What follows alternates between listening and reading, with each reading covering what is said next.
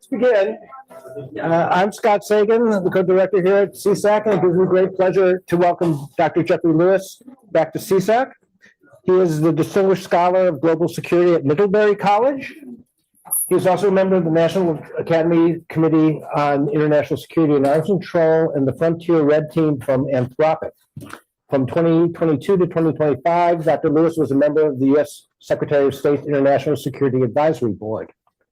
He's the author of many articles and 3 books. 1, The Minimum Means of Reprisal, China's Search for Security in the Nuclear Age. 2, Paper Tigers, China's Nuclear Posture. And 3, the novel, The 2020 Commission on the North Korean Nuclear Attacks on the United States. He'll be speaking today on open source windows on China's nuclear forces, policy, and strategy. After his talk, we'll take questions. I ask everyone to pose one question. Don't pose a number of them. Have a question mark at the end of your question. And please also start by introducing yourself. For people online, add your questions or comments in the Q&A, and I'll call on them, trying to go back and forth between comments from the audience here in person. Please join me in welcoming Dr. Jeffrey Lewis.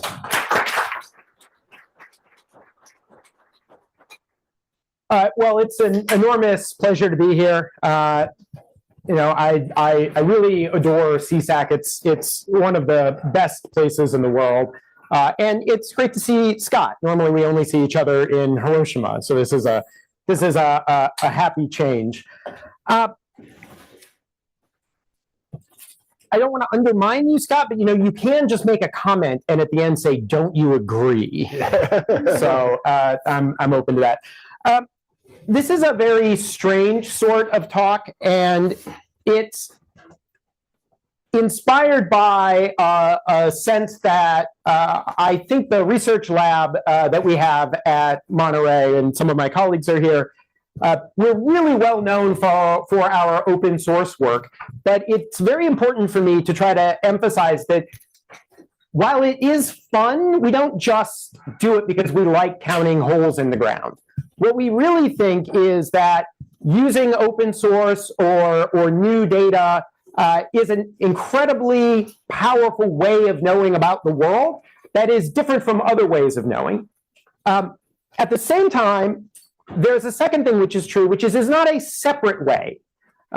We actually tend to call our group the new tools team because it's the tools that are different, but the research methods are just absolutely traditional research methods. And if you don't have good, solid research methods of the kind that, I was a philosopher, an epistemologist, if you didn't have those kinds of things, all of the judgments you would reach with your fancy new tools would be wrong.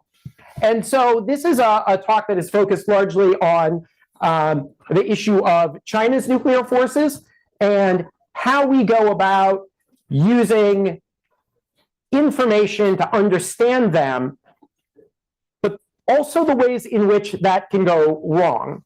And so the first half of the talk is going to be very heavily focused on declassified intelligence estimates about China's nuclear program, because these are basically the same kinds of tools that we now have available to us in the open source.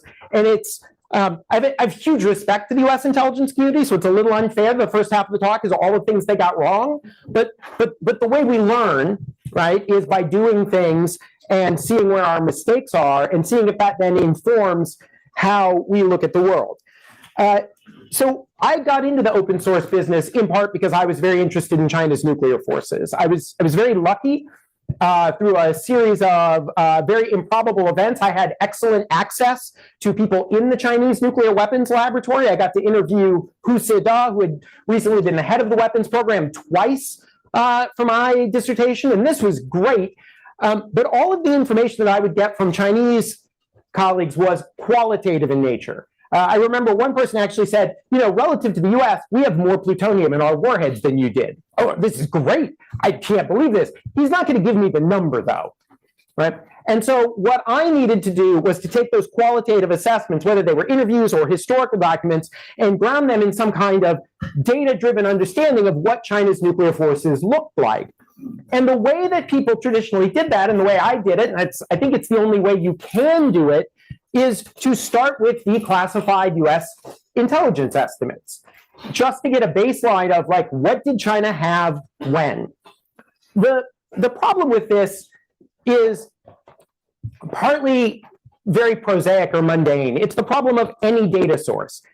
The declassified data is not complete, right? So you have an incomplete set of data. It is produced by human beings, and sometimes it is contradictory because different human beings or different entities within the intelligence community would disagree with one another. Sometimes it's just plain wrong because none of us are perfect. But there is a deeper conceptual problem that I think is almost analytically intractable. I say almost because I'm going to try to fix that or at least address it. But it's illustrated by this document, which you can't see the document it's drawn from, I'm sorry. But there are these two things that are pulled out. This is a 1984 Defense Intelligence Agency product, which states that there's no evidence confirming the production or deployment of atomic demolition munitions, nuclear landmines in China. But they went ahead and figured the Chinese had 50 anyway. This is difficult. What's happening here is not risible. It's a fundamental challenge, which is the intelligence estimates that are forming the backbone of our data are pieced together from fragmentary and difficult to interpret evidence. And so to make sense of the world, you have to have in your mind some model of what the Chinese are thinking, what the strategic logic is that's at the base of this program, and that's going to lead you to draw certain conclusions. The problem is, because that strategic logic is baked into the data, if you come to this, you might end up just rediscovering the American strategic logic that was applied to the Chinese, rather than surfacing what the underlying logic really was. And so I got into open source work because I basically wanted to try to recreate all of these estimates. I'm going to walk you through the early period of estimates in China's history to illustrate some things to you about how we might usefully do open source work and how that relates to the kinds of conclusions we draw. And then I will talk about how that relates to thinking about China's nuclear forces today. But before I do that, I have to give you like a little bit of history about China and the bomb. Some of us are old. I will talk about things that we lived through. They will seem second nature to us. For those of you who are like me, young at heart at least, there are going to be people in the room who don't remember Mao Zedong, right? For whom Deng Xiaoping was not a figure in living memory. So if it's a little bit rudimentary, I apologize. But in the interest of making sure that we can all participate, let me just really briefly run you through the most condensed and reductive history of China ever. The Communist Party prevails in the civil war in China in 1949. Mao Zedong is the leader of China. He is not the sole and only decision maker, but he is the most important. How he chooses to maintain that will matter in the next slide. He lives until 1976 when he dies. After a short interregnum, Deng Xiaoping, who had been a senior official from the beginning of what the Chinese would call liberation in 1949, gradually acquires the position of being the paramount leader, although holds almost no offices. The joke is he only held the honorary chairman of the Chinese Bridge Association. I'm not sure that that's true, but it's a joke that gets at the reality of the thing. He implements a system essentially of collective leadership that outlives him, that produces Jiang Zemin and Hu Jintao, which should be in living memory for all of us. And then in 2012, when Hu Jintao retires, Xi Jinping comes to power, and he dismantles that system of collective leadership that Deng Xiaoping had put into place. So I think of China as having these three distinct periods. If anyone is a scholar of Chinese history, I know I'm leaving out a lot. I will make passing reference to some big events in Chinese history. So in the late 1950s, from 1958 to 1962, China undertakes at Mao's direction a mass industrialization campaign called the Great Leap Forward. It's great. It's not a leap, and it does not go forward. It is a catastrophe for China. It's one of the maybe the largest human-induced famine in history. It causes Mao to lose some influence, though not all of it. And he schemes to get that power back, and that, I would argue, unleashes something called the Cultural Revolution, which starts in 1966 and lasts of varying levels of intensity until his death in 1976. It is in an incredibly violent period in Chinese history. I joke with my research lab. I try to explain, like, if we didn't like a decision from the administration, like, I would expect my Red Guards to, like, go throw the college president out of a window, right? It is incredibly violent. It's important to keep in mind, Xi Jinping's father is purged in this period, and he is a sentient being. Right? When he's a teenager, he experiences this in real time. You know that in 1989, there is the June 4th incident where student protests are cracked down. And then finally, Xi Jinping, when he comes to power in 2012, purges his rivals. This is Bo Xilai, like Xi Jinping. He is a princeling, son of a senior official. Bo is his primary rival for power. Bo is in prison now. Right. So what I really want you to take from this slide is Chinese politics historically have been extraordinarily violent, and this will matter a lot. Finally, just to catch you up, China tests a nuclear weapon in 1964. It conducts its first thermonuclear test in 1966 and succeeds in firing a rocket, which they describe as a space launcher, but really is their first ICBM in 1970. We are mostly going to, with the declassified estimates, talk about that period. Cultural Revolution has a lot of effects, does delay some things. They do a full end-to-end test of that ICBM in 1980, after which I would argue nuclear deployments really begin in earnest. But by 1984, China is converting its defense industries. 1996, they signed the CTBT. And we are today, and we'll talk about how we got where we are today. But that's just, we're going to talk mostly at the beginning about this first period. I also have to tell you how to interpret satellite photographs. I love this story because it's very charming, picayune, I guess, and also a little bit silly. You may hear a claim that at some point that the Central Intelligence Agency, in looking at photographs, saw these things, which are Tulo roundhouses. These are traditional Chinese buildings in Fujian province, and they mistook them for ICBM silos. And according to the story, after a period of mistaking them in the 1980s, the CIA sends an agent who goes and discovers these are roundhouses and not silos, but of course he falls in love with the beautiful people of the Fujianese village. Okay, if this sounds like fiction, it's because it is, right? Like, this is made up for tourists in the 1990s. But I tell you the story because it's very prominent. You will see it all the time. And it goes to the heart of what we do when we're doing photo interpretation. Because the misunderstanding of photo interpretation is that photo interpreters are just looking for circles without any kind of context. That's not happening. This, by the way, are Tulo roundhouses. You don't even have to be a photo interpreter to notice, like, there's like a little village here, and there's some big houses, and, there's like a road and like whatever. No one is going to confuse these for silos. This is a real Chinese ICBM silo. It's the camouflage thing underneath the circle. I don't expect you to be able to find that. I would struggle to find that. That's not what we look for. What we look for is the pattern of life that is around the silo. If you want to put a missile in that silo, you're going to need a really nice road up that hillside, which exists, and you're going to need a place for the people who work in that silo to live. And we like new construction, and we like fall when there are no leaves on trees so we can see things. Here you can actually see they've covered the silos still to disguise it. But you can now see, number one is that very nice road, which is a pattern change. That nice road does not belong on that hillside in China. And they've planted trees all around it, which is camouflage, not landscaping. You can sort of see this shadow and this sharp cut. That's the entrance to an underground facility that goes into this mountain, which then serves that silo, which is elevated on the other side of the hill. And here is the place where the soldiers live.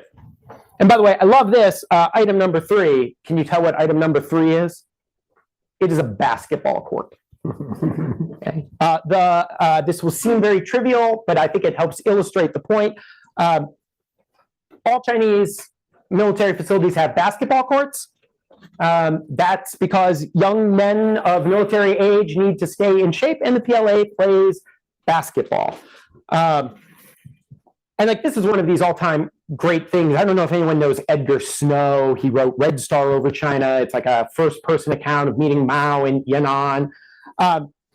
He reports that he's struck that Zhu De, who is the first head of the Red Army, loves basketball because missionaries, the YMCA, in the 19-teens, set up basketball leagues all over China. So to this day, I mean, this is like one of these, it's both a funny coincidence, but it goes to the fundamental idea of us looking for patterns, right? We're not really looking for the silo, we're looking for the military base. The base is going to have some form of exercise. And as it happens, usually in China, because Zhu De played basketball at the YMCA in Sichuan province in like 1915, today there are basketball courts everywhere. All right, so let me make some general arguments for you about the ways in which the intelligence estimates we're going to see go wrong, because they relate to this task of, can we correctly interpret the imagery in front of us? Because what I think you'll see is, the word I use is photo interpretation. We don't, the picture does not speak for itself. You actually have to understand the context. That's why I say it's also important that we have to have the right and correct general understanding of the situation.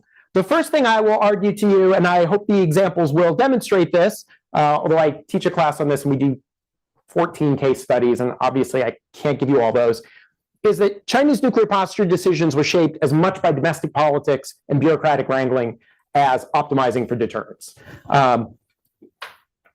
Those vicious politics that result in people getting purged, those are the dog, the forces are the tail. There are classic observer effects. We will see things, we will react to them, and the Chinese will react to us, and we will not necessarily understand that nature of that reaction. And our own politics are going to shape how we interpret what we see the Chinese doing. There will be very traditional fallacies like fixed constraints fallacies, confirmation bias, which I changed yesterday. I spelled it correctly, and it's, oh well. Okay, I'm just going to give you a few case studies in the interest of moving through this very quickly. But the argument that I really want to leave you with is, you're not going to be able to interpret the imagery unless you understand the politics that are giving rise to the activities you see in the imagery. I have to tell you a little bit about the politics of China's strategic force development in this period. This is Miao Rongjun. He is one of the 10 marshals of China. He is the person who is in charge of China's strategic weapons program in this period. There he is a great empire builder. His goal is to build nuclear weapons and ballistic missiles for China, and to be the man in charge of it, and to make sure no one else is in charge of it. He will, of course, have bureaucratic rivals. His rivals will be the people who do production. So he does R&D, but different people actually do production. If that seems to you to be like a very poor and ill-defined division of labor, the answer is yes, it is, and it will define all of the bureaucratic wrangling for the next decade, because you can't have an R&D team embedded inside a factory without them turning into factions and then turning on one another, which they do.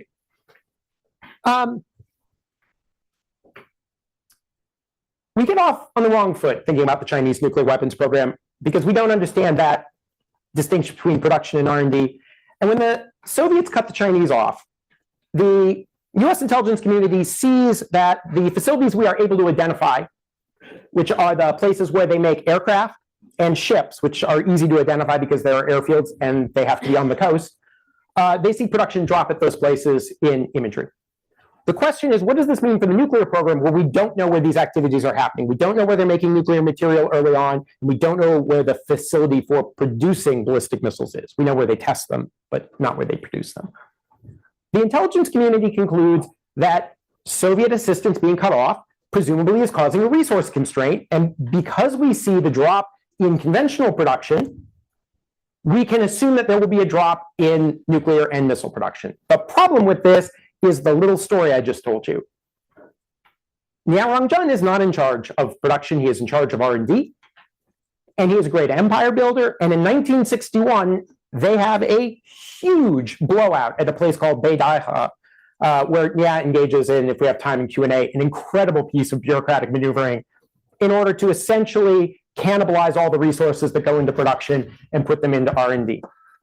So we misinterpret the evidence because the drop in production is not a general retrenchment, it is a reallocation and a putting everything into the nuclear program. This matters because our assessments at this point are then, therefore everything is slowing down, and eventually we start to find some facilities that we think are associated with the nuclear program, but we get this picture. And this picture is a problem because this is a nuclear test site. It is very evidently a nuclear test site. It is, first of all, it is in the middle of nowhere, right? So you would not expect to see significant work. There's this large ground scarring, which is going to accommodate access to what's in the middle, which is a test tower. It's a 325-foot tower in the middle of the desert. There's also, it's very hard to see, a bunker under construction, which is connected by a faint cable line. So the intelligence community sees this and they immediately have a dilemma. They do not believe that China has the material to test a nuclear weapon. On the other hand, they see this. Immediately, because they do not understand what they're seeing, they start misinterpreting the other data they have. One thing that has happened is they're convinced China is going to use plutonium for its first nuclear weapon because that's what we do and because it's better. The Chinese know this. The Chinese also prefer plutonium, but they make a different choice. In a desperate effort to find China's plutonium production reactor, we identify this facility near a place called Baotou. We see a long building, which we decide must be a reprocessing plant in the United States. We see a building we think might be a reactor. We see another building that we think might be a reactor. There's water, which might be for secondary cooling, and there are guard towers that show that this thing is very well protected. This is a classic instance of if you look hard enough, you will find it even if it's not there. This place makes fuel for a reactor that China has not built. The Soviets helped the Chinese build this. They had not made very much progress on the reactor. So we misidentify this because we think that China has gone the plutonium route. And then we decide, well, this thing is not done. So clearly they can have the plutonium that they're going to put on this test site. The problem with this is that we've been saying all along China desperately wants nuclear weapons because we don't see the politics, but this is wrong. There has been this knockdown, drag-out fight in 1961. Liao Rongzhen only has so much time to get the bomb done. And so he makes a decision that they're going to go the uranium route first, and they will switch back to plutonium when he has more time. This is the gaseous diffusion plant at Lanzhou, where China will make its uranium for its first nuclear weapon. And the IC sees this, and they correctly identify what it is. Great. They measure the building, and they decide that it's too small to produce uranium in sufficient quantities for a nuclear weapon. The problem is you can't go inside. And so they make an estimate based on our own estimates of separative work units per unit of floor space for the Soviets. The problem is our estimates for the Soviets are wrong too, because we don't have any immediate access. What they decide is China would have to build a second building for this to be big enough, and so they conclude, therefore, that this thing is not operational. Which is frustrating because in August 1964, when this picture was taken, it had already produced enough material for a bomb. Right? What's happening is they have a very strong idea of what the Chinese must be doing, but they desperately want a bomb. They're going as fast as they can. They're being slowed down by the lack of resources, and it's causing them to look at this imagery in the wrong way. Right? In fact, they have all the evidence they need. They have enough evidence to say they haven't built a reactor. They're putting all their effort into enrichment. They could have correctly estimated the capacity. And then when they saw the test site, it would have been like an anomaly. If anyone has read Thomas Kuhn's Structure of Scientific Revolutions, the hardest thing in science is when you have an anomalous piece of data. Because did you just do the experiment wrong, in which case you keep doing it over and over and over again until it comes out right? Or do you say, oh, wait, my paradigm is wrong, I need to change. They should have shifted, but they didn't. We can talk about why. Blame Washington University in St. Louis. China tests a nuclear weapon in 1964. China at this point is absolutely dead set on building thermonuclear weapons, and they're absolutely dead set on placing those on ICBMs. But a funny thing happens on the way to the forum. We start talking about how their nuclear weapons don't work. We do this with North Korea too. We say, like, yeah, I know they have them, but like it's really hard to make one that's going to survive a missile. It probably won't work. That has a feedback effect on the Chinese, and they do this. They put a live nuclear weapon on a ballistic missile, and they fire it across the country. It's really funny. They do this for our benefit. But the only way we see the nuclear explosion in the US, we have the debris indicates there was a nuclear explosion. It's very unlucky. The US over the horizon radar in Taiwan, which detects missile launches, will become operational in December 1966, a few months after this. So they don't see the launch. But the IC does correctly, and this is like, I don't want to beat up on them. They're great at this. This is just hard. Like, they just can't see the internal politics. They note that at China's main test site, near this furthest away launch site, about 14 kilometers, China has built this thing, which is a dedicated launch site for their one-time nuclear test. It's great. Later, a Chinese official goes and visits the place, so we're actually able to confirm it's the same place because he goes down in the bunker, which is this thing over here. This has a very deleterious effect, though, because China is committed to building an ICBM and a thermonuclear weapon, but they have done this stunt to shut us up, which I think probably has the bureaucratic implications for them. We become convinced that China is interested largely in a medium range force, a regional force. So we start looking for evidence that they're producing bombers, which they are not, because Niao Rongjun has basically strangled the bomber production. We are looking for evidence they're producing medium range missiles. We are looking for the wrong thing, misled by this event. And then there's this. In 1968, China is building this is a test stand for an ICBM, right? It's like a big tower. This is like a bunker.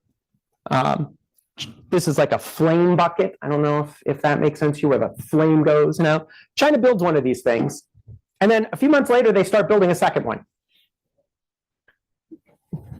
But this is baffling to the intelligence community. Why? What, you built one ICBM test tower, why are you building a second different one?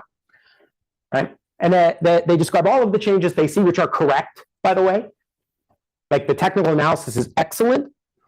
But in the end, they're like, clearly this is turmoil, and clearly this is disorganization. Because why on earth would you be building one test tower and then a few months later start building another test tower? We actually know the answer. This is a lovely historical source which lists all the same things that we identify. Right? The large size launch pad, the missile testing stand, the tower, the underground control room, exactly the same words. What actually has happened is China has reconfigured its ICBM program so that there's an early generation ICBM which will basically integrate a lot of technical solutions, and it will be followed by an even larger ICBM. So they're not actually disorganized, right?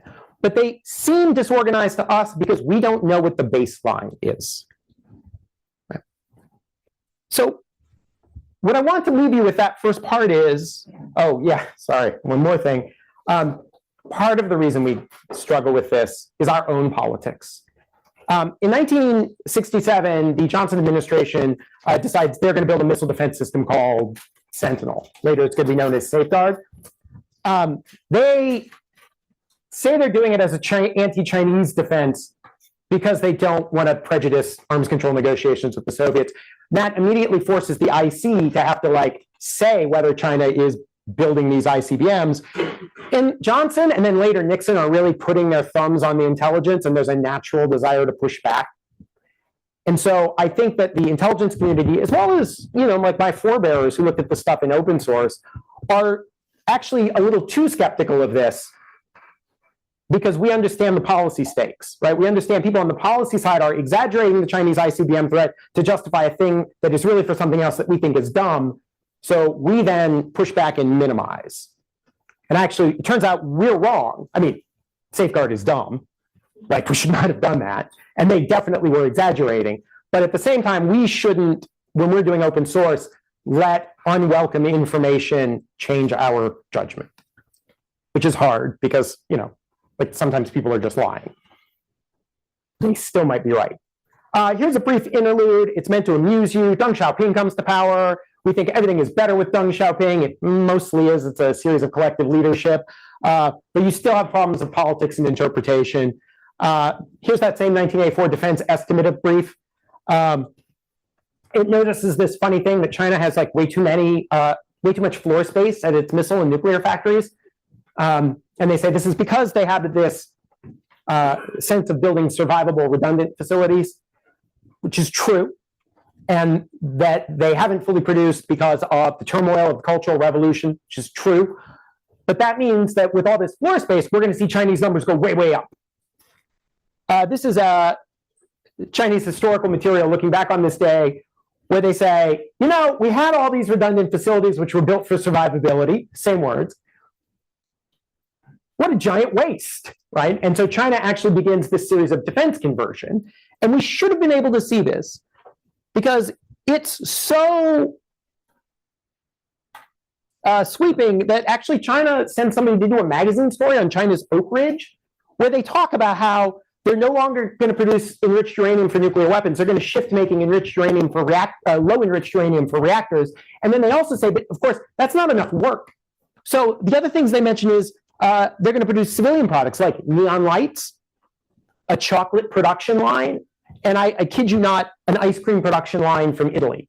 This is plant 504. You can still get 504 ice cream today.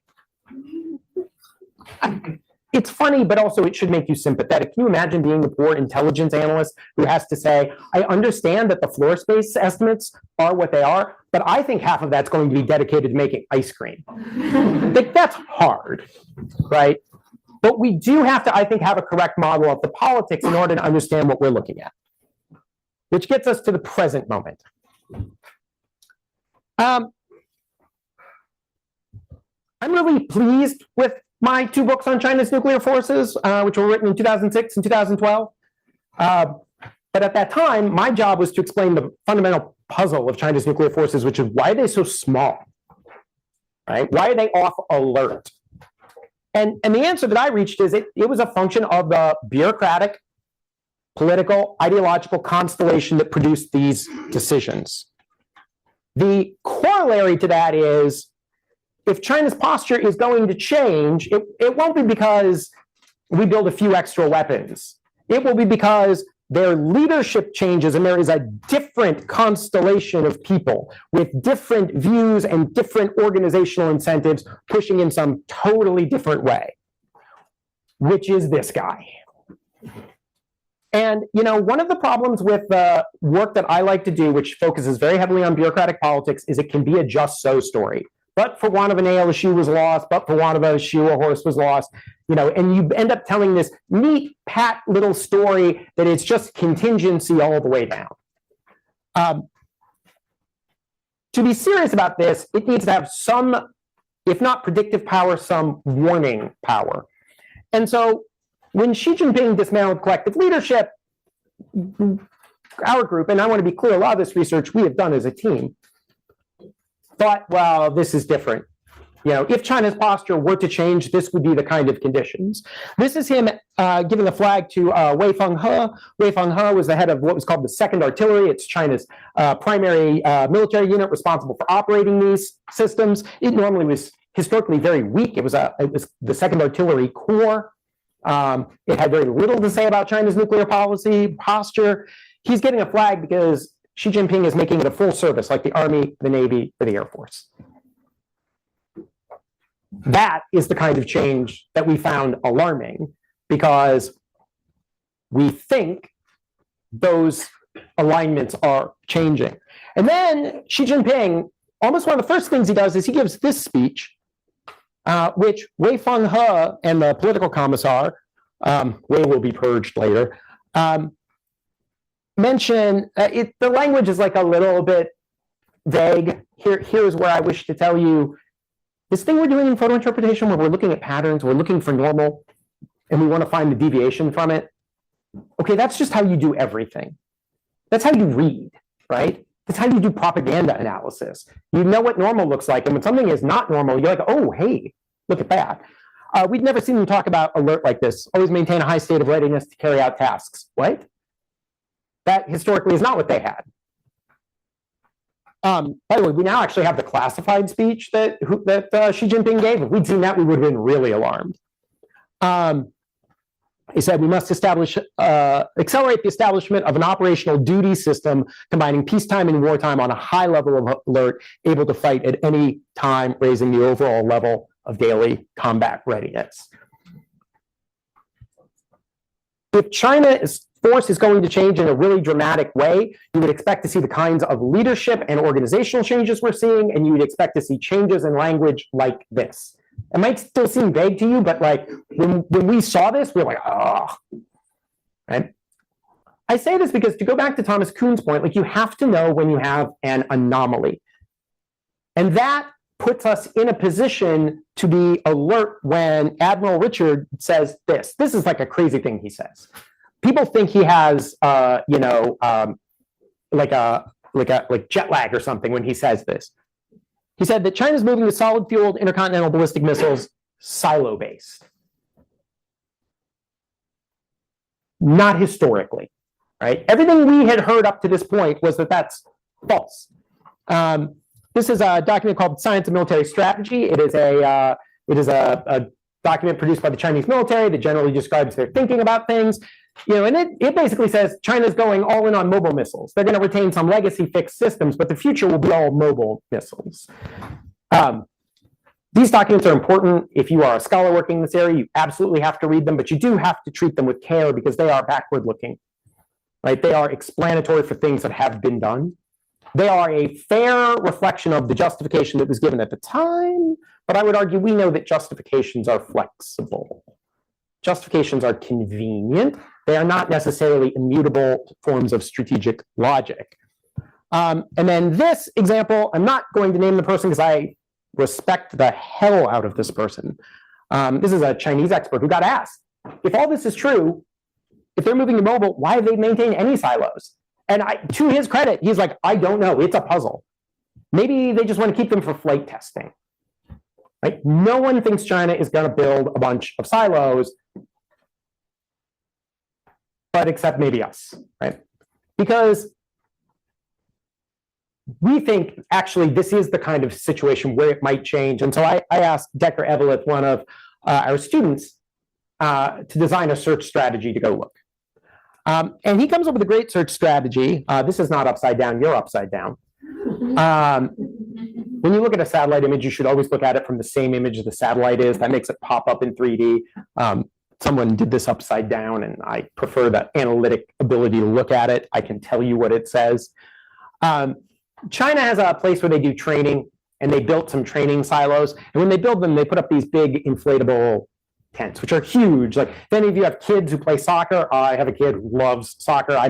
They smell like the inside of a shoe, and I go to one many, many weekends. And these rings are the silo segments that are going to go down in. We're not going to be able to see the silo. It's not going to look like the one I showed you earlier, but it is going to be pretty low visibility. But you could find that, right? And this is an instance where we are pretty lucky that we live in a different technological era. Like the IC 30 years ago would have struggled. If you have a high resolution imaging satellite, it's going to take a picture of a small area. It's just like a camera. If I put the camera, close up, I don't get like a wide field of view. If I pull it back, I get a wide field of view, but I lose resolution. There's a company in San Francisco called Planet. They try to take a 3-meter image of the Earth every day. They don't pull it off because there are clouds and whatnot, but certainly about every month you get a full image of the Earth. And by 3 meters, I mean the pixel size is 3 meters, big enough to see this thing. And so Decker designs a search strategy to look for these. And here, gosh, isn't CSAC the best place on Earth? John Lewis wrote this incredible book called Imagined Enemies, in which he spends an entire chapter walking you through the most painful detail of how China thinks about siting strategic bases in this new age, which we then use to grid out where we should look first. And I would say after a couple of days of grueling labor, Decker comes across these. These are 2 of those large bags. There are 120 of them at what will turn out to be the first of 3 massive 100-plus silo fields in China. This is the biggest change we've seen in China's posture ever. Then we can go task a high-resolution satellite, and you can see what you're looking at. And sure enough, I mean, it's the same. Right? It's the exact same signature. Also, there is a support base nearby, and yes, it has a basketball court, too. This is what that silo field looks like. Immediately, we get, this is a synthetic aperture radar image. It doesn't have a date because it's a change pair, but you can see that silos are kind of arranged on these roads, right? Looks a lot like the Carter racetrack basing mode to me, but I get in trouble when I say that. This is a wind farm. We immediately have Chinese propagandists telling us we've misconstrued a wind farm. Like, not the same, right? Like patterns, not the same.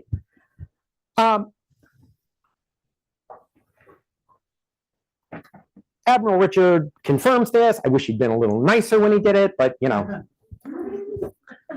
it is a little smarmy, right? I made fun of his jacket the other day in congressional testimony, and people got really mad at me. I'm like, what? He doesn't have to be nice, but I do. You're doing it for free. We don't do it for free, okay? You had to pay Decker. So these are the 3 silo fields, right? So this is 300 new, I don't know, like 340 new ICBMs that China has deployed. It represents a pretty big increase in the number of missiles, but it represents a fundamental change in the posture to something that is very alert. Let me remind you, it is politics all the way down. Wei Feng He gets purged. I did that with AI. It's not all that great. Not only does Wei Feng He get purged, his successor gets purged, his successor's successor gets purged, his successor's successor gets replaced by an admiral, which they bring in an outsider, and then that guy gets purged. We don't know if the purges are fundamentally about corruption, which is what they say, if they are about the political unreliability of the rocket force, if it's a little bit of both. But there are some interesting hints. One of them is that the silo lids apparently didn't work. This later gets confirmed by the US government. This is a story in Bloomberg, but it ends up in one of the Defense Department publications. Here's an interesting little triptych. This story comes out in January 2024. Oh, it's really hard to see. This is one of those silos without the big bag on it. I know it doesn't look like much, right? I mean, it does have like a really nice, heavy, elevated driveway of the sort that, you know, you don't really need if it's nothing. Let me see these bags. The Chinese go through the silo fields and they rebag all the silos. Not the same big construction dome, but just, you know, a little bag. It's possible they're loading them. We'll talk about that. But it seemed more likely to us that actually they were going through and inspecting them all. And in this one, you see nice, pretty new silo door lid, right? It's like nice and clean and shiny. Now, I don't know if they left it undirted to tell us that, you know, we should know that now the lid really does work, or they just got lazy. But I raise this to just leave you with the thought that, like, there are still politics in China. And when we can finally explain why China shifted to 300 silos, part of the answer will be strategic. They will have a strategic justification. They're not going to say because we felt like it. But there's also like a guy who got real rich selling them faulty lids. And there are people who got real rich arranging those procurement contracts. And so I suspect we will learn that just like defense programs in the United States, it will be a mix of both things. But what enabled it, and what I think is the timely warning, is the understanding of the kinds of conditions that lead to posture change. This is a DF31 silo loader. The J is for Jing or silo. We're going to be looking for these to try to figure out if they've loaded, how many of them they've loaded. All right, this is broadly applicable in other areas. I'm just going to give you a couple of examples and I'm going to shut up. I know this is going to be posted online. I don't know why I'm doing this, but this is a way of knowing about the world. So here are things like you might not know. Decker, Eveleth, and I have an article coming out in Survival. South Korea released this picture. From this picture and one other, we were able to work out where this was. This is a short-range ballistic missile, conventionally armed. In 2024, South Korea, which previously claimed to have 60 missiles, deployed 300 of these things, and it was not reported. That is a 5-fold increase in their declared holdings. I think their declared holdings maybe were a little higher than they admitted. It's a big deal, security on the Korean Peninsula, that there are 300 short-range missiles that are, by the way, kept in soft above-ground sites that wouldn't survive in a nuclear exchange. They are absolutely preemptive. That's a thing that happened that people don't know happened. And you wouldn't know other than you got the picture and we were able to geolocate it. Well, we now know that Russia has deployed Oreshnik in Belarus. They had talked about doing it, but we were the first people to find out where they were doing it. It was very important to us. I love you guys. I got very cranky that we absolutely had to find it before the Russians told us where it was, or otherwise that would be cheating. But we did, right? And then eventually the Russians released a video which confirmed the location. But it's like very important to know if Russia is deploying nuclear weapons abroad, probably in violation of the START Treaty, which had not expired yet, the new START Treaty. And then the last one is we also look at US programs. We don't do good guys, bad guys. We do everybody. You got to understand the world as a coherent whole.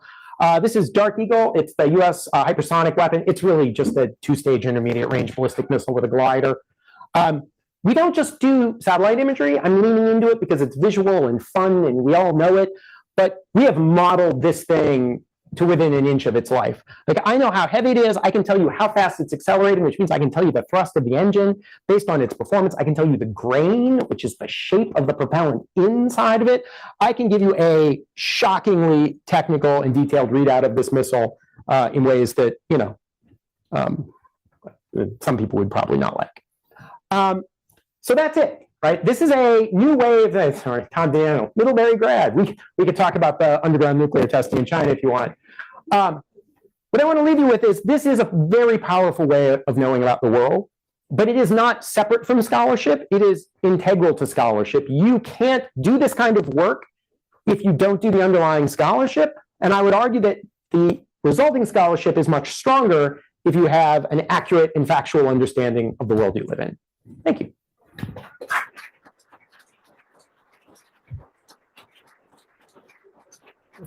I'm going to ask the first question and then ask people to put their hands up and I'll try to create a queue.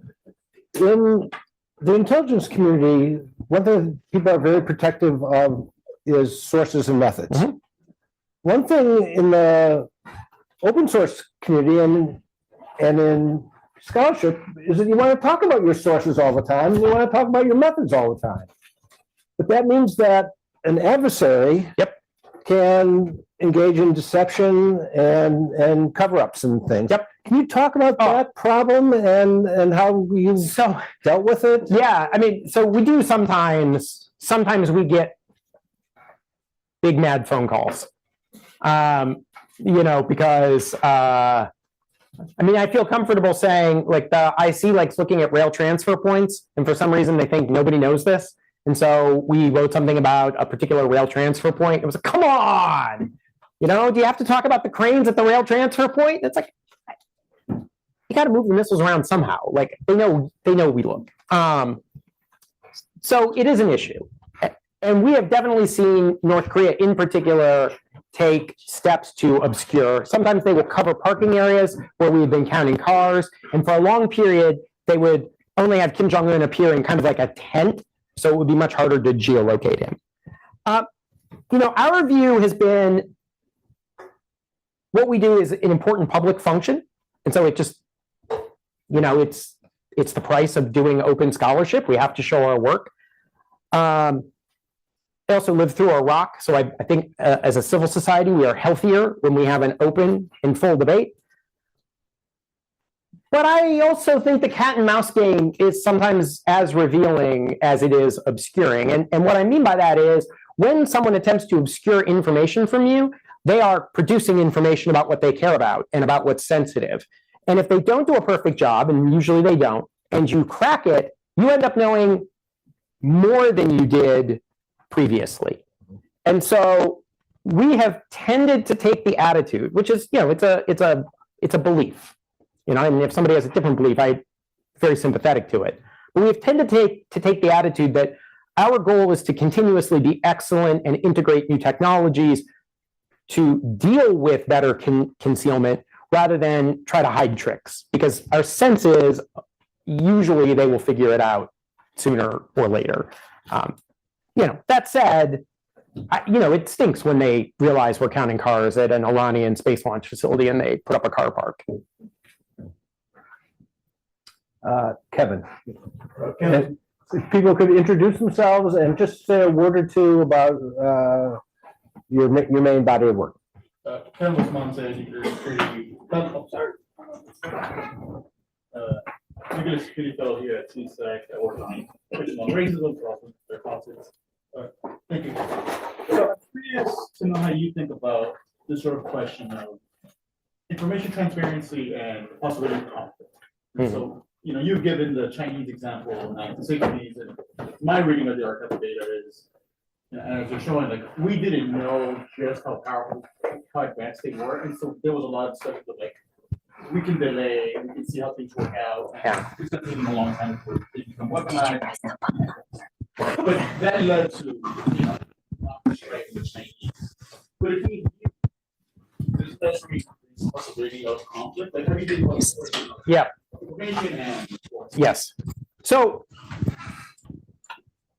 I think the Chinese case is a little different than that, but that doesn't address your fundamental conceptual point. I tend to believe in the free exchange of ideas. It is, I'm not going to, if you don't believe, and I'm not saying you don't, but if one does not believe in this, I'm not going to persuade this. This is like a pretty core foundational belief that, if you, like, we could all be a lot richer, right, if we weren't academics. But we all, I think, to one degree or another, decided that, like, learning about the world, understanding the world, and speaking about it is a good thing. And so I tend to think that bad decisions often arise when there are not when there's not a healthy civil society debate. Doesn't mean that civil society always produces great decisions, because it does not, and it doesn't mean that people in secret don't sometimes make good ones. But I have that almost naive belief in what the kind of best way to live is. And so again, for me, Iraq was really important. I don't think the intelligence community is bad. I don't really good at what they do, and I think they have incredibly high standards of professionalism, and I've never met any group of people who is as introspective about a mistake as the intelligence community has been about Iraq. I think it's too much to ask them to shoulder that entire burden. I think as a public, we have to have a broad discussion, and we have to bring all kinds of evidence to bear, and that's going to have as much of an ability to affect things. I mean, with the China case, the example I think of is the Cuban Missile Crisis is such a wonderful example. If I had had 2 hours instead of 45 minutes, I would have spent a lot of time on the Cuban Missile Crisis. John F. Kennedy nearly ends the world over the deployment of Soviet missiles in Cuba. How does he know there are Soviet missiles in Cuba, right? There are photographs. Are there photographs of any missiles in Cuba? No. There are no photographs of missiles. There was actually one photograph that says missile. I've looked at it a million times. It's something tarped up. There are pictures of tents, of transporters, of roads being created. Like it is a tour de force of imagery analysis, but there are no missiles. And when they show it to Kennedy, he can't see it. And Bobby Kennedy says none of us could see it. We just had to trust them. And while that was really great, like the one thing they got wrong is they thought there were no nuclear weapons in Cuba. And there were plans for an invasion that were premised on the fact that there were no nuclear weapons in Cuba. And boy, are we lucky that we didn't find out. You were at the meeting, right? Right. Yeah. So I think having a second set of eyes, having a sophisticated civil discourse is, the best thing I can think to do about a problem like that. But I agree, it won't be perfect. Freya.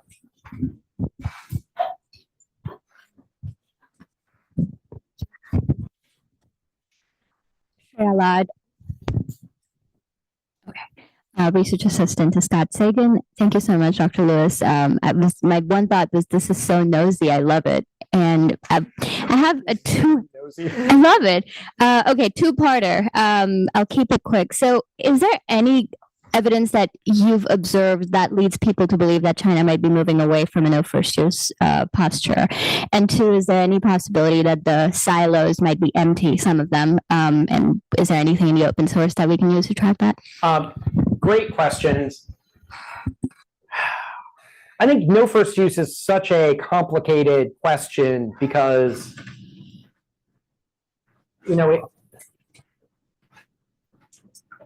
the cost of overtly abandoning no first use is such that it seems more likely to me that people are going to nibble around the edge. But I just don't know how far you nibble around the edge before the whole thing crumbles, right? And I really do think this is an era in which things are changing very dramatically. And so, before Xi Jinping came to power, I would have said, like, nope, it's not changing. Now I'm like, well, they're going to a launch on warning posture. Is that no first use? Their position is going to be like, well, you can launch them at us. We're not waiting for them to hit. And so I don't know I don't know enough about the decision making at this point about the doctrine, but I do know that the forces, I think, are going to keep changing. And I think it's make it harder. The second question was, yeah, oh man. Well, so one, they could be empty because there's corruption, right? The claims is, I don't think this was for the rocket force, but one of the claims is that there was this like graft going on where they were selling the propellants and then filling things with water, which happens in militaries around the world, by the way. Like that's an easy way to engage in graft. So it's possible that there's graft. I think it is possible that they will do a racetrack. I know the IC does not think this. And like the way that we're going to answer that is by trying to improve our ability to do things like looking for that loader and increasing the cadence that we're looking at the silos to see if we can pick up the operational patterns. Right now, that's just like a heavy lift. It would be like tasking all the planet all the time to look at like one silo field. And I don't want to do that. But they're going to deploy a better daily constellation soon. And so we think maybe that combined with radar might allow us to sort of figure out what the operational patterns are. So that's that. By the way, like nosy, sometimes it's just very funny. Like we had this incredible picture of Kim Jong-un in North Korea on a boat that was under construction. And so we see everybody going in, and the last person is his paramour, right? And then we see everybody on the deck of the boat, except for her. And one particular person is kind of slumped over, walking back in the boat, like it's his job to go find her. And he has this like really funny look. And then the next picture is them all lined up except for the two of them, ready to go back down the stairs. like she got lost on the boat. It does. It feels nosy. You're like, did you have to go to the bathroom? Did you take a left turn? Like what happened? So yeah, it feels nosy.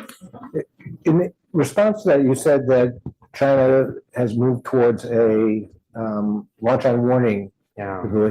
How do we know that? And what's the role of open source versus just hearing somebody in the DoD report on China? I think it's a great question. I mean, some of it are things Chinese individuals have said, experts, in some cases, I think an official, that they were going to be able to retaliate without waiting. We can see the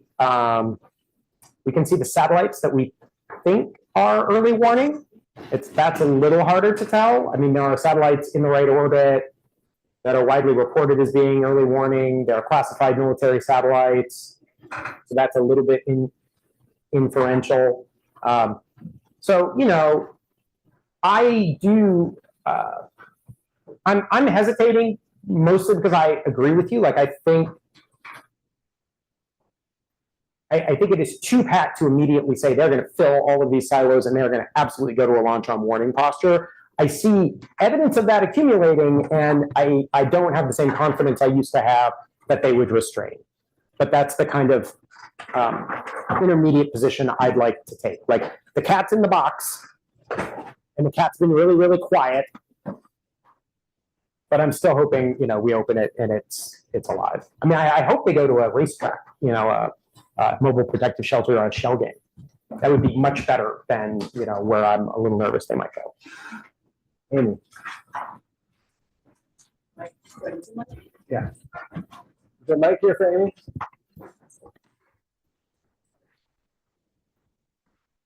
Thanks so much for the work you do. I have two questions. One is methodological and the other is a policy question. Okay.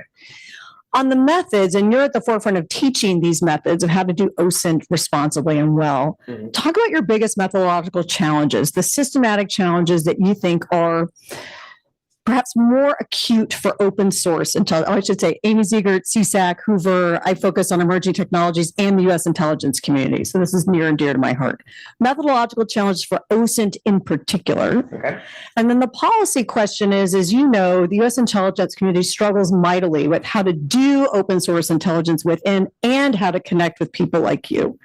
So as one official put it to me, we think if a piece of information costs $1 trillion to acquire, it must be worth $1 trillion, right? So if you were king of the world for a day and you were advising the intelligence community about how to either do this work better or work with you better, what would you recommend? Okay. Methodologically, I mean, I don't know if it is necessarily the biggest problem, but the first problem every analyst runs into is confirmation bias. And it can be so hard to not see what you're expecting to see or hoping to see.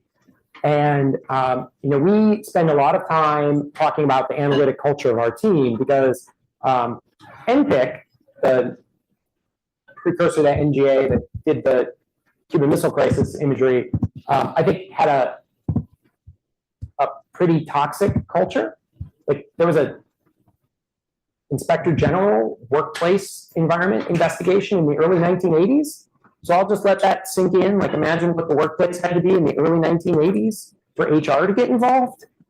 And they had this kind of almost like machismo approach. Like you're a man, you make a call and you stick by your call. It's important to be first.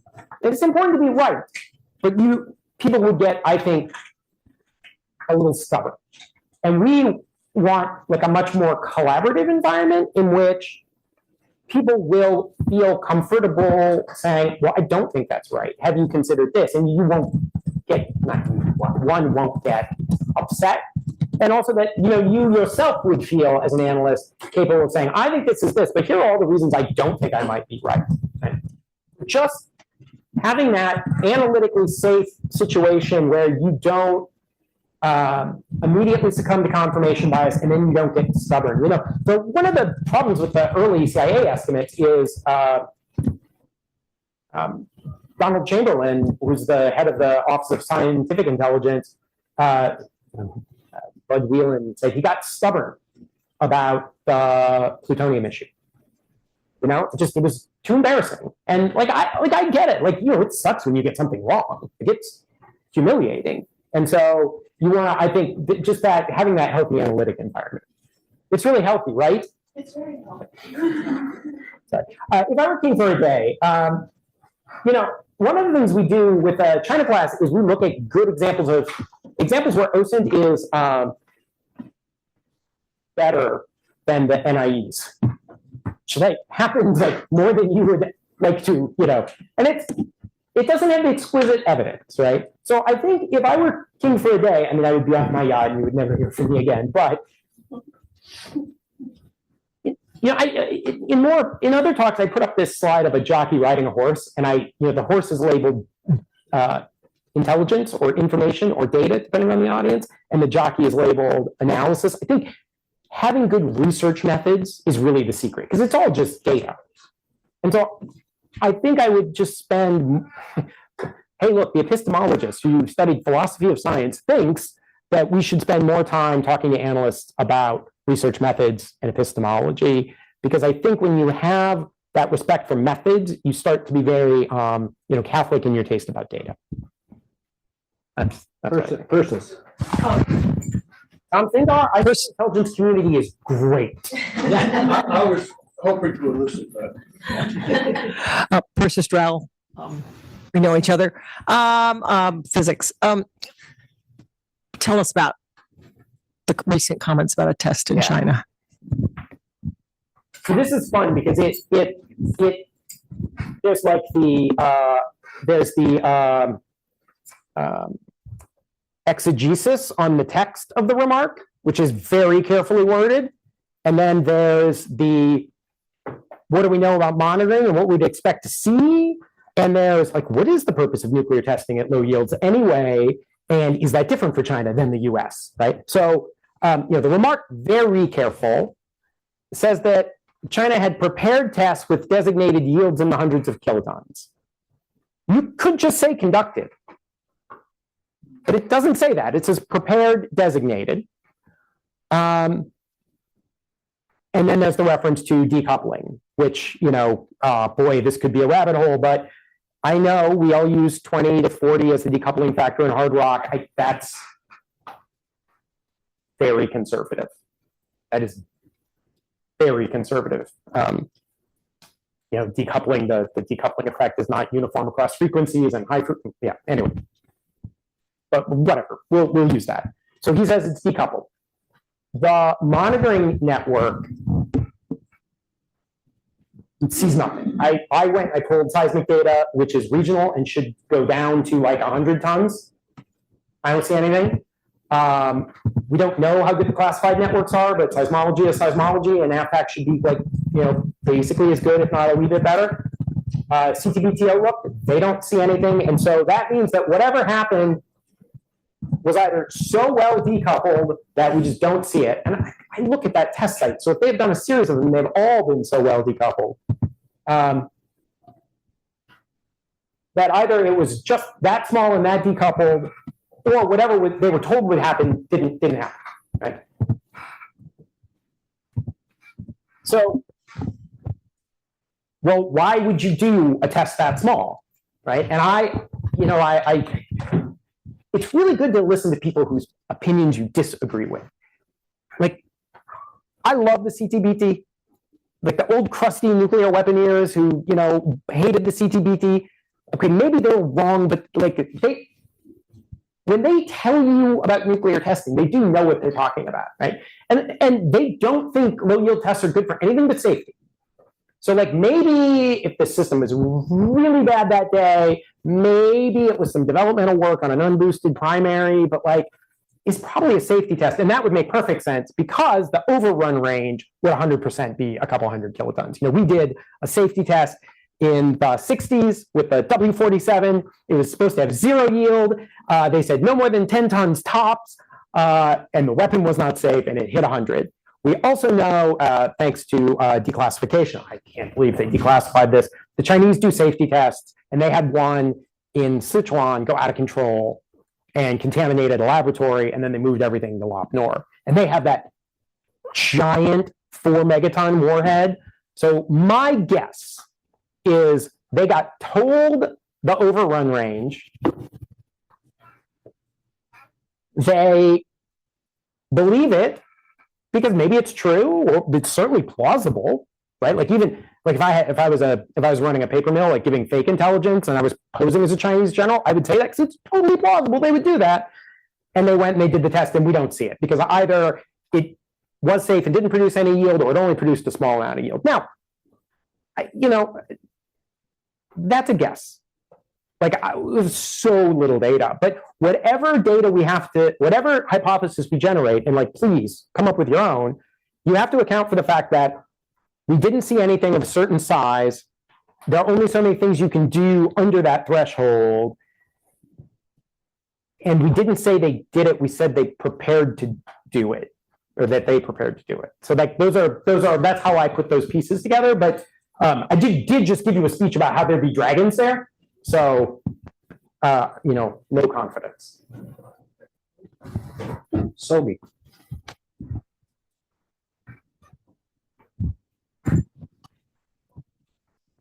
Park research scholar at CSAC. I like nuclear everything. Hi, Jeffrey. Thank you very much for your talk.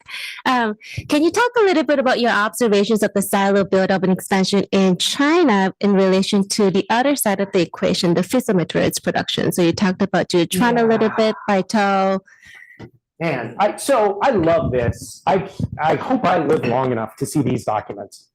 The U.S. intelligence community is absolutely convinced that China is going to use the breeder reactors to produce the plutonium for these weapons.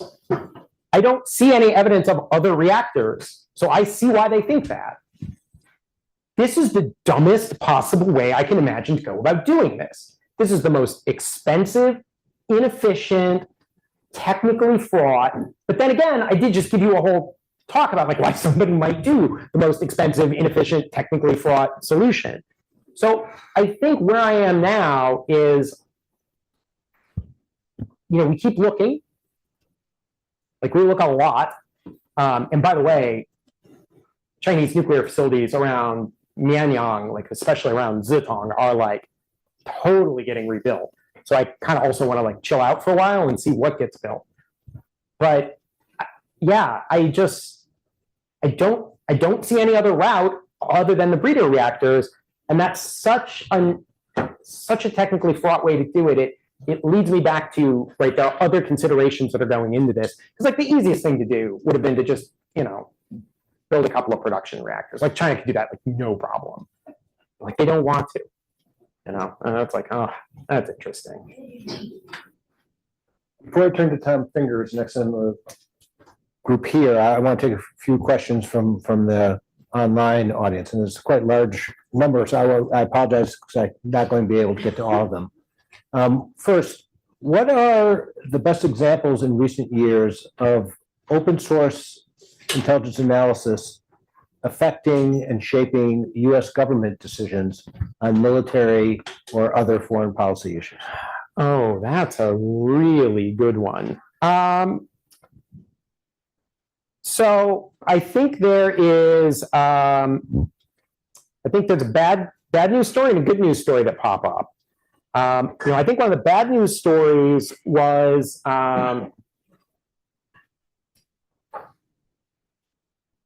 these are both weird kind of tangential answers, but after the Syrian government conducted that horrific chemical weapons attack, I think the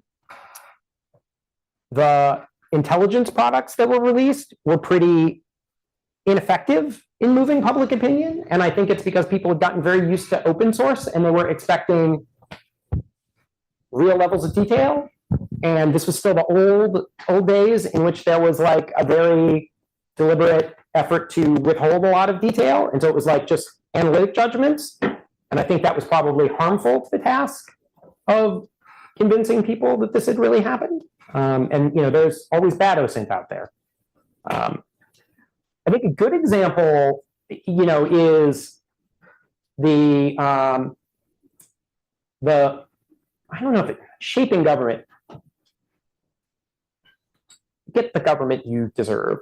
The lead up to the Ukraine war, a lot of people were, I think, in absolute denial that this was going to happen. And the satellite imagery was very clear that it was going to happen. And I think you saw a real growing awareness based in part on the public discourse to the point where, the US government was actually like officials were saying things that were clearly intended for us to go find them. Our team using Google Maps spots the first armored convoy that heads on its way into Ukraine because we'd had a radar image of it lined up on the road, ready to go into town, go across the border. And then when we saw the traffic jam from them closing it up, we realized it was on the move. The only reason we knew to look is because US officials were like, oh, they're forming up to attack. And so, we started looking.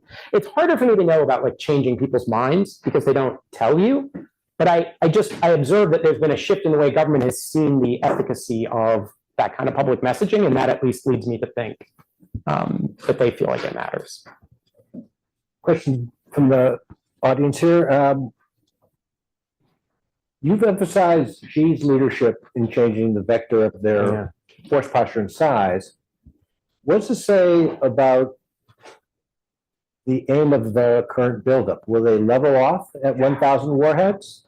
Will they seek parity with the United States? Or will they seek more? So, I don't know. I don't know where this ends. It's also not clear to me that they necessarily know. They may have a plan, but one thing I've learned is that the rocket force could have a plan. The rocket force could have a number. We want to hit this number. And they may or may not have briefed senior leadership on what the actual number they want to get to is, right? The decisions may only have been taken in the near term. So, when I think of these things, I think of them as much more dynamic. It's possible he has said he wants to seek parity, but he hasn't said anything like that. So I guess my read is that they don't think they should be smaller. They don't see any reason why they should restrain themselves. They're richer, and so their number is going to come up. I don't know that parity is their magic number, but I also arms races can get their own momentum and be interactive. So I think this is a way of me saying I don't know that question has even been answered by them. I had a funny conversation with a Chinese colleague when we were talking about sprint to parity. This is 20 years ago. And I asked him, there were two Chinese colleagues, and I asked both of them about what, sprint to parity. And one said, we'd never do it. And the other person just kind of got wistful. And he said, I'd never really thought about it. Do you think we could? And that for me captured the dynamic nature of it. It's all your fault, Jeffrey. I know, it's 100% my fault. I should not have mentioned it. I should know, you can't. No, but I think it's very,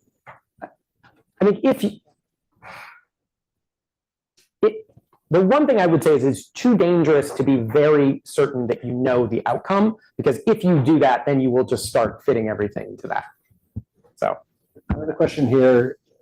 Have you or anyone else used open source textual analysis of Chinese documents using large language models to see whether we could get new insights about their force development through those methods? No, but it would be cool if somebody did it, is my answer. That's just a little bit outside of our resource. I don't know. Alex, do you want to do that? Tom. Did I mention how great the intelligence community was? You can't do that often enough. Tom, you have to introduce yourself. Yeah, Tom Finger. I'm a China guy upstairs in APARC. What is your background before you came to Previous job, I was a deputy director of national intelligence for analysis. I was the chair of the National Intelligence Council. I very deliberately did not select. Yeah. And I was a two-time assistant secretary of state research. It's a terrific talk, as I anticipated it would be. The question I'm moving toward is, do you agree or disagree, and why? And that I'm a big fan of open source and using open source and expanding the number of people working on a problem. But there's a couple of ways to think about it. In your talk, most of it was sort of more eyes on the problem to understand, where you need technical expertise, you need background, and so forth. And that is all very nice. There's also the widen the aperture. And with the example you used of the expansion now of Chinese nuclear capacity, and widening the aperture things after 2008, where they became more convinced or spoke as if they were more convinced that we were a threat, an imminent threat, and that don't shall pig and change, the war is inevitable but not imminent. It's going back to it's inevitable and imminent, and they ought to do things to change the deterrent posture. There's the debate over missile defense, which I think mostly they got it all wrong, but one could look at this as in part a way to deal with that, both in reality but also bureaucratically. Which is the third kind of element to throw in this, and the bureaucratic infighting of how you respond. So you try to bring the Americans in closer again. Is the partnership with Moscow adequate to do it? But the silos out there, you start pouring cement. You're driving the decision because now you've got sunk costs and all the bureaucracies. So broaden to more open source, more active engagement with this narrow expertise, or it's got to be that plus the much wider array of information. Oh, I completely agree. I mean, in some contexts, I tell the funny basketball story because I was reading Red Star over China because I felt like, I don't know, if I understand the party history better, maybe I will get some other insight, right? Like and I only have so many hours in the day, but like I felt really compelled to broaden the aperture. Like, do I really understand this? And then it was just a happy accident of the basketball thing, right? But there's always, we say in the office, there's always time for history, there's always time for art. I reinforce the basketball story with a real one out of looking for Al-Qaeda camps all around the world. Yeah. One of they all had soccer fields. Every one of these encampments, they built a soccer field. Soccer fields are easy to find, and then you look for is it a school or is it something else? Yeah. Weren't baseball fields a telltale sign that it was the Cubans in Africa, right? Yeah. There's Scott with like the popcorn. X.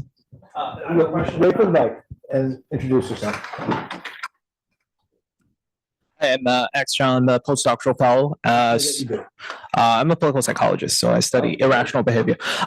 So my question is about the economics and sociology of doing open source work in a current environment. Specifically, I'm interested in what do you think is the effect of having these prediction market on doing open source work, right? On the one hand, I can imagine it to be like a marketplace of idea pushed towards accuracy. We also see intentional manipulation, selective exposure of information to manipulate these markets. Yeah, I haven't thought about it that much because it seems like a lot of noise relative to signal. Like just the other day, somebody put like $700,000 on an attack on Iran happening within the next 24 hours. And, the market moved and it was like, well, is this insider trading or is this a degenerate gambler? And the answer was it was a degenerate gambler, right? Because the previous bet had also been a like large, significant loss. At the same time, I don't want to completely dismiss this because I believe that, if I recall correctly, there are certain countries.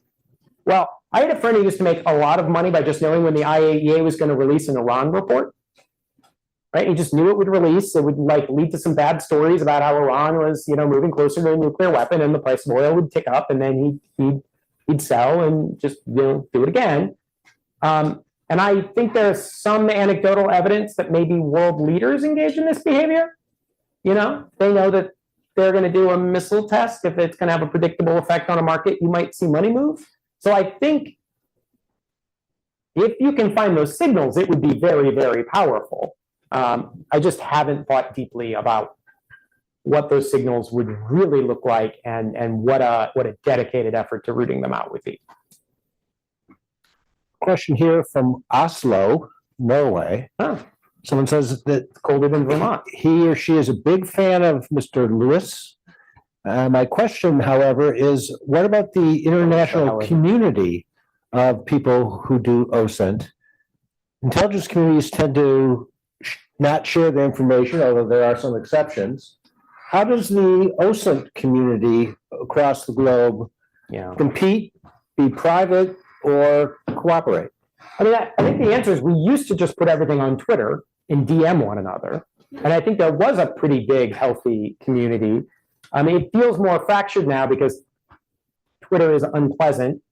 And we have, there are people on Telegram, there are people with Signal groups, but I don't think we do as good of a job as coordinating. It's not horrifically competitive, I have to say, and I find that quite pleasant. I mean, it's competitive in the sense that I get bummed when Joe Dempsey beats me to something, but I like Joe Dempsey, and if that feels very healthy. I will say there is a garbage OSINT community out there. There are people who aggregate and steal and repost, and then there are people who just do terrible work. And so I think if you hold those people aside, and maybe that's not a, there's a selection bias. I mean, you only count the people I like. It's great, but this would actually be it'd be useful if we had a professional association, or if we had conferences, or we just did more to be together. Because I think mostly, we're broke and we live in different places. Well, we've hit time, so please join me in thanking Jeffrey Lewis.